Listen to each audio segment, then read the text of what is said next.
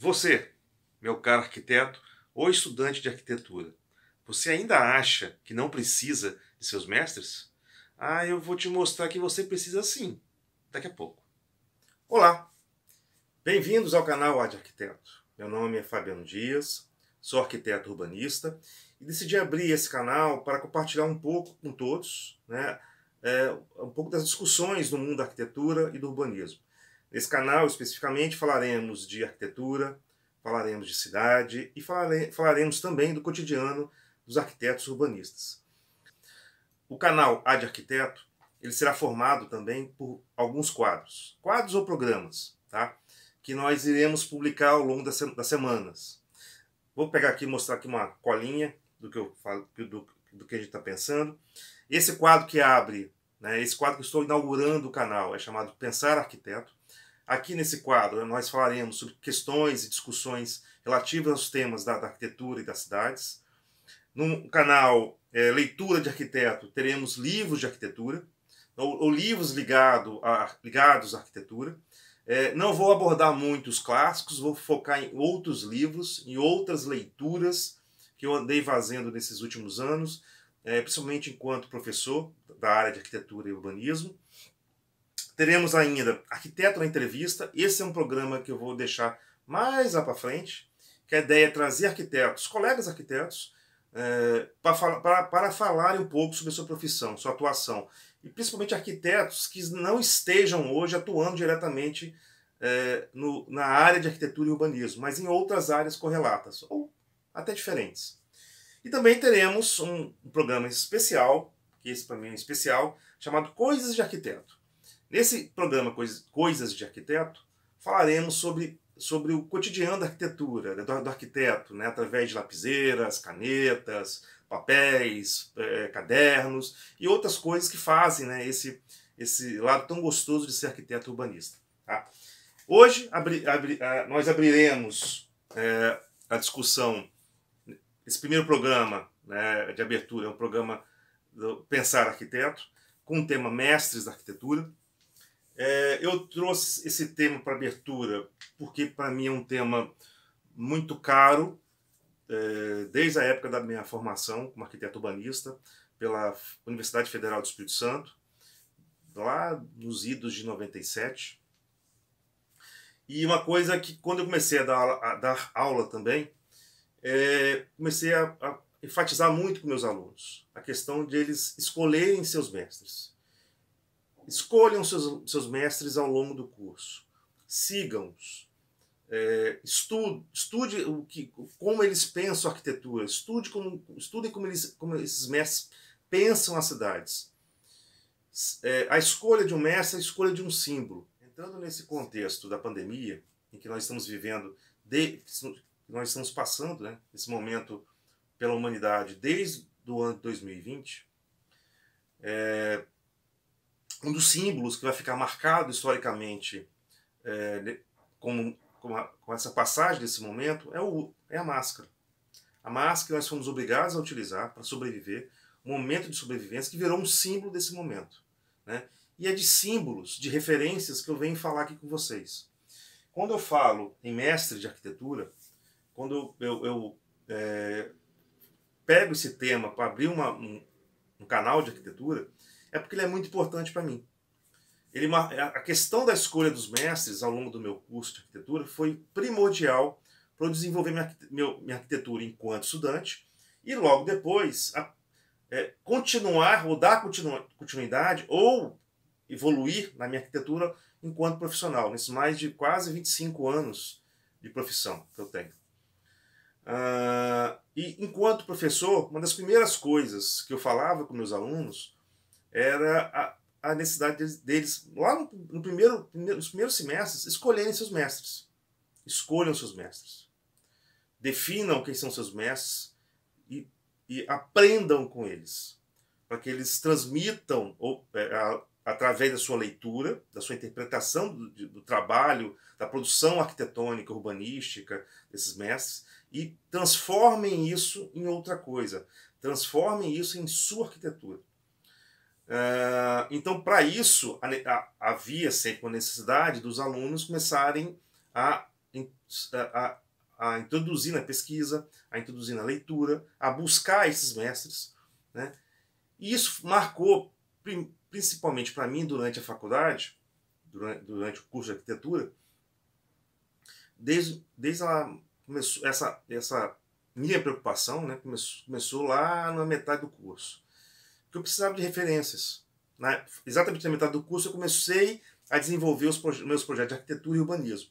E para tanto eu precisava de referências. Né? E as minhas referências foram feitas através de leituras, de estudos rápidos, na medida do possível, né? Mas que eu enxergava em alguns arquitetos elementos que me interessavam.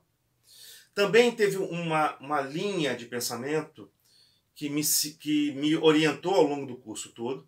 Isso foi muito importante. Culminou no meu trabalho de graduação, que lá na UFES é projeto de graduação, né, PG, que é a questão do lugar. Né, a questão do lugar na arquitetura. E eu comecei a descobrir essa questão do lugar em vários arquitetos diferentes, de formas diferentes, porque o próprio conceito de lugar não é um só. Depende muito da leitura de cada arquiteto. Isso até vai ser um tema mais lá na frente, em outro programa que eu vou falar, que vai abordar especificamente a questão do lugar. Mas para isso, eu escolhi alguns mestres. Eu defini a partir do conceito de lugar os mestres que me orientariam, ou que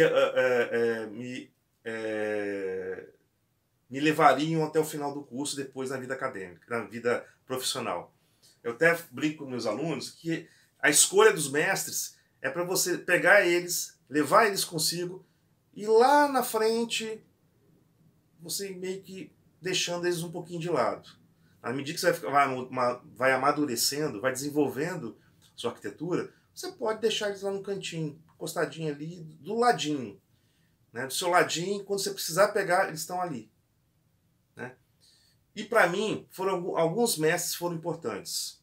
Vou apresentar alguns aqui, através de alguns livros, né, rapidamente. Um dos primeiros foi o Aldo Rossi, o italiano Aldo Rossi. Aldo Rossi é um arquiteto muito importante, principalmente na década de 70 e 80. Né, ele faleceu em meados da década de 90. Ele veio da escola italiana, que estava recuperando a questão histórica para a arquitetura. Né, principalmente depois da Segunda Guerra Mundial e ainda com o desenvolvimento da arquitetura moderna. E ele traz nos seus escritos, principalmente nos seus escritos depois da sua arquitetura, uma preocupação muito grande com a recuperação histórica do lugar. Né, e como essa história interage com a arquitetura, como ela vira partido.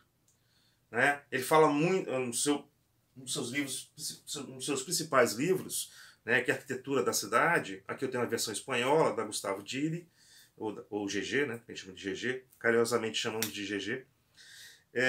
Na Arquitetura da Cidade, ele fala da questão dos fatos urbanos. Como os fatos urbanos influenciam no desenvolvimento da arquitetura. Como a própria história da cidade, os seus elementos formais ou compositivos, são referências para a arquitetura. E um outro livro também muito importante do Aldo Rossi é o Autobiografia Científica. Está dando um pouquinho de reflexo, mas tudo bem. Nesse livro aqui, da editora 70, de Portugal, a versão portuguesa, não tem versão em português. O livro Arquitetura da Cidade já tem uma versão em português. O Autobiografia Científica, ele fala da necessidade do arquiteto, resumindo, dando um resumo muito grande, da necessidade do arquiteto criar a sua biblioteca virtual. Começar a andar pela cidade, enxergar arquiteturas, enxergar os espaços públicos, enxergar os elementos que compõem a cidade e levar isso para o seu cérebro. Transformar isso numa grande biblioteca de elementos compositivos. Né? E esses elementos vão moldar a sua arquitetura no final. Um outro mestre que foi muito importante para mim durante a faculdade é o Álvaro Siza Vieira, o português Álvaro Siza Vieira, principalmente da forma muito singela que ele transforma a arquitetura dele a partir do lugar. Ele tem uma linguagem muito moderna da arquitetura, né? Ele vem de uma escola que pega muito da linguagem moderna, mas ele transforma essa arquitetura moderna em outra coisa. uma arquitetura moderna que quer buscar uma conexão com o lugar onde está sendo inserido. Não são formas abstratas, meramente formais, mas são formas que se desenvolvem pelo lugar. Esse lugar não é só o lugar geográfico, nem só o lugar físico. Tem todos os contextos onde ele está inserido, né? Contextos sociais, contextos econômicos, os interesses do cliente, né? E o que mais me agrada no Álvaro Siza são seus croquis, né? Muito expressivos, às vezes parecem até primários, mas não são. Tem uma expressão muito forte, tem ali uma intenção muito clara do que ele quer em cada projeto, né? Tem um aqui mais interessante, deixa eu ver se eu acho aqui. Até nos seus croquis assim, mais casuais, tem uma preocupação com o detalhe, aonde está inserido esse projeto, qual é esse entorno, né? Então isso faz muito parte da produção do Álvaro Siza, né? E é um arquiteto fundamental a ser estudado. Um outro arquiteto, né, agora o finlandês, Alvar Aalto, né? O Alvar Aalto é um arquiteto praticamente da primeira geração de arquitetos modernos, né? Mas diferente daquele núcleo gerador da arquitetura moderna na Bauhaus alemã e na figura de Le Corbusier na França, o finlandês Alvar Aalto, ele busca essa ligação de uma arquitetura moderna, mas com as tradições locais. Então ele é um dos primeiros momentos que a arquitetura moderna abre espaço para a tradição, né? Então ele interpreta a arquitetura moderna de acordo com os elementos tradicionais do seu país, da sua cultura, né? E isso foi muito importante para mim, principalmente com a forma como ele interage com os materiais ou com as formas, né?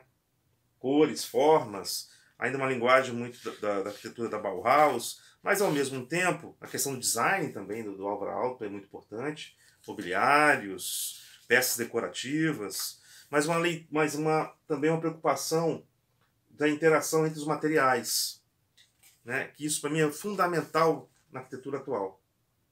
A linguagem da arquitetura para a linguagem dos materiais. Aqui, ó, isso que é legal, né? Também a questão dos elementos decorativos, né? E um outro arquiteto que também me foi muito importante, principalmente pelos seus escritos, também pela sua produção arquitetônica, é o Louis Kahn, né? Louis Kahn, ele tem uma preocupação muito clara, ele já é um arquiteto da transição entre o que era chamado de arquitetura moderna e o que depois veio chamar de arquitetura pós-moderna, né? Ele é um arquiteto que está exatamente nessa transição, tanto que virou uma referência muito grande para muitos arquitetos. Então, o Louis Kahn, ele tem essa preocupação muito grande com a tectônica, né? Com essa presença da arquitetura no entorno, com essa referência também do que esse contexto, ou esse entorno onde está sendo inserido o projeto, ele pode levar para a arquitetura, ao mesmo tempo sem deixar de lado uma linguagem moderna da arquitetura, né? Com elementos até geométricos. A arquitetura dele é muito geométrica, né? Tem uma geometria muito forte e muito marcada. Nada mais racional do que você usar a geometria como composição arquitetônica, né? Aqui.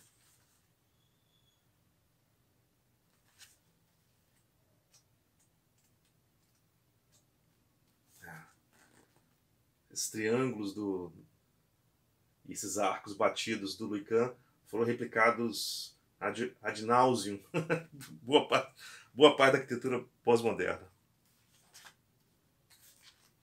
Aqui é um dos clássicos do Louis Kahn.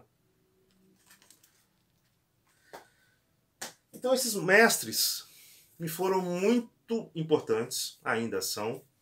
Vez ou outra eu volto a eles, vez ou outra eu me pego usando alguma referência deles em meus projetos, mesmo de coisas muito sutis, né? Mas eles estão lá, eles estão ali marcando a minha arquitetura, eles estão ali no meu inconsciente e ao mesmo tempo no meu consciente e estão expressos ali na minha arquitetura.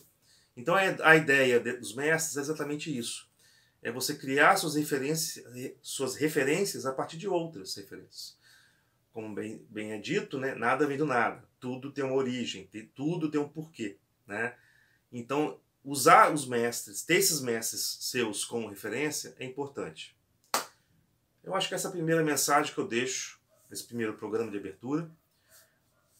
Espero que todos se inscrevam, espero que todos participem aqui do programa. A ideia é que não seja um monólogo, eu falando com uma câmera e a câmera me filmando, só isso. A ideia também é abrir espaço para outros colegas, já estou em conversações com outros colegas, para participarem junto comigo desse projeto. Não é um projeto sozinho, um projeto aqui heróico ou solitário meu, mas sim um projeto que eu quero que seja coletivo e compartilhado. Eu acho que a palavra que mais exprime esse momento, esse século XXI nosso, é compartilhar. Tá? Valeu, obrigado, se inscrevam, compartilhem nossos vídeos, façam suas críticas, façam sugestões, estou esperando muitas sugestões, tá? E a gente se vê no próximo vídeo. Valeu!